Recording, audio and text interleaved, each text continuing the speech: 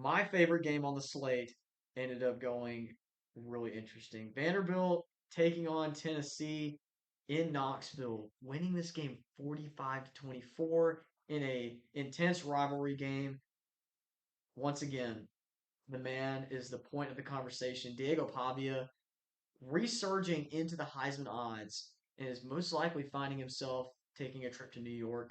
Unfortunately, I don't think they're going to be taking a trip to the playoffs, which sucks. I think this team deserves a spot. There's just not enough of them, which may call for an expansion, but I think that that's probably something that the execs are already looking at. I don't think it has to do with this team necessarily for that being a reason, but if I was on the board and I looked at this Vanderbilt team, I think they've done enough to deserve being in. It's just a very crowded field. But Diego Pavia has a great game, going for 433 total yards and 2 touchdowns, having the big 24-yard touchdown run to ice the game.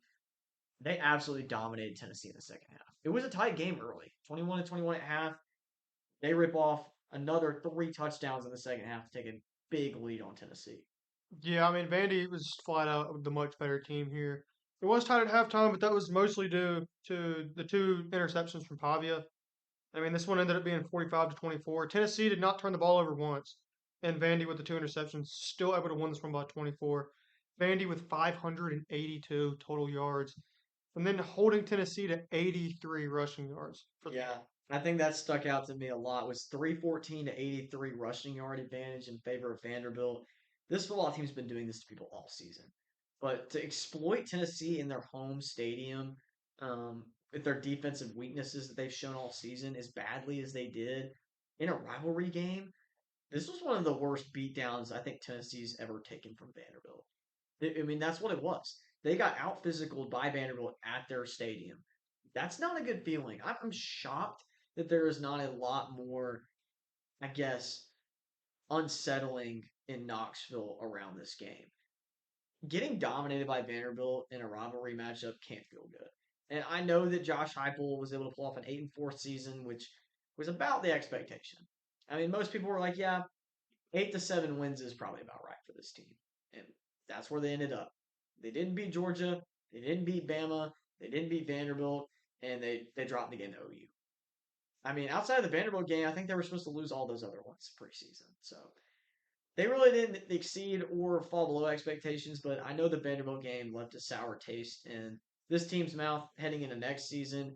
This game in Nashville, with what's shaping up to be another good Vanderbilt football team, with the commitment of Jared Curtis today, the number one overall recruit in the country, I think this will be a really good game this time next year. Depending on who Tennessee brings in at quarterback, and Joey Aguilar maybe comes back, that should be a fun rematch. Definitely be interesting. Yeah, I'm excited. I know Clark Lee's gotten an extension with Vanderbilt. This team, I don't think is going anywhere. I think next year we're going to be talking about a new kind of Vanderbilt, a new brand. So it'll be really neat to watch how this team improves from year to year and see what they can do. But right now, I think all eyes are on Diego Pavia in the Heisman. I think that he should have a legitimate chance. If I was voting, I would probably vote for Diego Pavia. I don't think Fernando Mendoza deserves the Heisman. I think next up you'd probably have to give it to Julian Sayin, and his stats don't pop off the paper to me. His opponents don't pop off the paper to me. If anything, the Michigan game upped his odds in my eyes.